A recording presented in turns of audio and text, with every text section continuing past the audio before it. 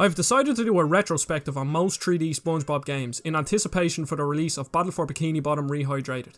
In my last video we had a look at the Spongebob movie game, widely considered one of the best SpongeBob games. Now that I've decided to do a series on this, I thought to myself, there's no better place to start than the first 3D SpongeBob game. Hi everyone, my name is Adzi and welcome to my video retrospective on Spongebob Squarepants Revenge of the Flying Dutchman. I'm getting close to 100 subs, so you should click that subscribe button please, thanks very much.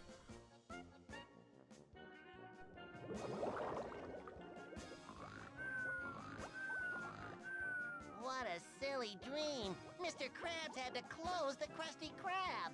Like that'd ever happen. I have the feeling today will be like no other day. Before we talk about the story, does anyone else think that he's called the Flying Dutchman and not the Flying Dutchman? It seems to be a Mandela effect for some people that I know. So, the story takes place in some familiar parts and some not so familiar parts of Bikini Bottom. Gary is taken by the Flying Dutchman because SpongeBob is an evil fecker who sacrificed his own pet to save himself. This is when you see the great voice acting on show in this game. Just what I always wanted, a muddy little bottle. Just think of all the fun we can have cleaning it. Here we go. All the cast reprised their role, so that was a nice surprise. While the opening voice acting was good, the animations are absolutely terrible. Like, come on, just look at these mouth movements. So as I was saying, SpongeBob has to save his friends from the Flying Dutchman, and once you take control of SpongeBob out in Bikini Bottom, you hear some pretty cheerful music. Actually quite nice to be honest, but just wait. This tune will be looping and looping and looping all throughout the game until you can't go to sleep at night because this feckin' music is stuck in your head.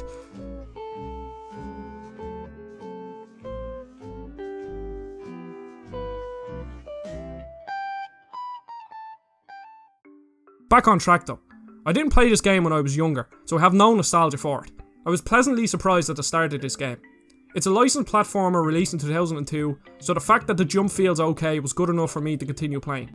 I have to say, if younger me played this game I would have loved it so much.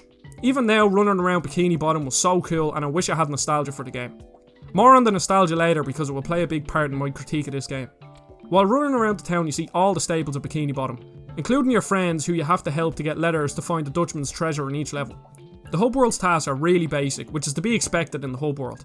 The tasks include small things like helping Patrick fix his antenna and play on the hooks like in that one episode of the show. Now this brings me on to the fan service. At the start of this game it's full of it and it really carries the game. You want to catch jellyfish in Jellyfish Fields? Done. Want to explore Sandy's treehouse? Done. Want to dress up as Mermaid Man? You can even do that. As a lifelong fan of the show, these parts of the game were really cool in the beginning and I was really enjoying my time with it. I'll try to stay as positive as I can in this video, but I'm not making any promises. I had an interesting few hours playing this game. So this is downtown Bikini Bottom. How will I ever find Mr. Krabs in such a huge place where the streets never end and the buildings just go on and on and on? Once you leave the Hub World, the game crumbles to a piece of shitty rubble. So much so that I couldn't even finish the game, and I apologise for not seeing it through for the purpose of the video, but fuck me, this game is so boring. The second level is downtown Bikini Bottom, but we have to stop there for a second. Why would you have this as a level? I don't think downtown Bikini Bottom is an iconic place from the show, so I had absolutely no interest in playing this level. But anyways, on we go. The level is just a series of roads, a building site, and a vertical platforming section that is probably one of the best parts of the game. It's all well and good until we get into the main objective on this level, and that is to deliver some food for Mr. Krabs to random houses around the map. Fuck me, this part is boring. Just deliver these bags of food to random doors around the level and then you're done. The quicker I had this done, the better. Another crappy thing about this game, none of the enemies attack you. Like, look at this fish, so-called enemy. He just stands there like a plonker, not even trying to attack me. I love visiting Sandy and her Treedome. Where else in Bikini Bottom can you worry about dying from all this air? The next level is Sandy's tree. Now this is a step up from downtown Bikini Bottom. Even though it's really easy, you even have a karate minigame against Sandy, which is more fan service, but it kept the game interesting at least. Again, you just have to collect all the letters in the level by doing some basic tasks. I happily played this level though because at least I can interact with Sandy and explore an iconic location from the show. This level was really short though, but I guess that's a good thing because it didn't outstay its welcome. Now at the end of the levels, once you get all the letters, you get these little tile puzzles inside of SpongeBob's head, and in line with most things in the game, they're just really boring. The next level gave me some hope though. Now we're on to Jellyfish Fields, and there's very little wrong with this level. The visuals are great, and again, it's a cool area from the show that I would love to explore. The objectives are very similar to the rest of the game, but the level itself is well designed and it's easily the best in the game, that I played in anyways. I enjoyed running around the level and catching jellyfish just like 5-year-old me dreamed of doing. Some of these cutscenes had me cracked up, especially when Patrick ate the letter. Patrick, why aren't you jellyfishing with the rest of us? Are you okay? Oh, hi, SpongeBob. My tummy hurts. I think it was that funny square thing that I ate. I sure wish someone could get it out of my belly. This level has our first boss fight, if you can call it that. All I can say is at least this enemy tries to attack you. I say boss fight very lightly. It's just some fish guy that you have to body slam so you can get a ticket to Chum World. Why the feck did the devs think Chum World was a good idea? I understand that they probably wanted to create something themselves, but no one has any affinity for Chum World. The developers needed to know that the only thing carrying this game is the fan service, and creating a level that isn't even in the show is not a good idea. The premise of the level is cool, but just wait till you actually play the level. Back to Bikini Bottom to catch a bus to Chum World. I can't fecking wait.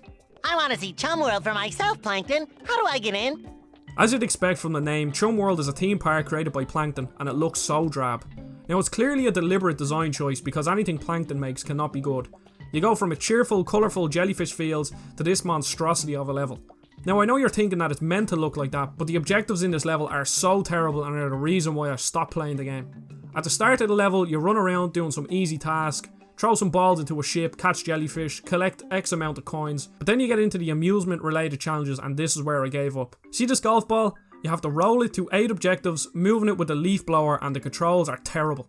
And it feels like I'm constantly battling with the leaf blower. And get this, if it falls off a cliff, you have to start all over again.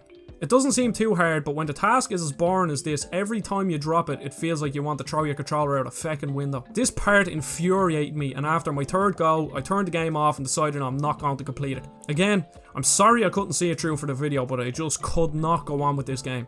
I was already bored stiff up to this point, and this was the final nail in the coffin. Goodbye Spongebob Revenge of the Flying Dutchman. I guess I'll never know how it ended, and to be honest, I don't really care. Unfortunately, I cannot recommend this game to anyone. Maybe if you have nostalgia for it, then you'll be able to bear the game's flaws. But for me, as someone who has never played the game, I couldn't even finish it. At the start, I was pleasantly surprised by the game and was enjoying my time exploring Bikini Bottom. But the objectives became very stale very quickly, and the once cheerful music was like a drill to my ears. At least the next games can't be this bad, I think, or well, I hope. So pray for me and let's hope I can enjoy the next game I'm going to play, and that is Creature from the Krusty Krab. I know Battle for Bikini Bottom is the next one chronologically, but I'm going to save that for a later date when the remake is set to release. I hope you enjoyed this video, at least more than I enjoyed the game, which isn't very hard to do. I really appreciate your time. I'm getting very close to 100 subscribers, so don't forget to like the video and subscribe to the channel. And I'll see you all on the next video.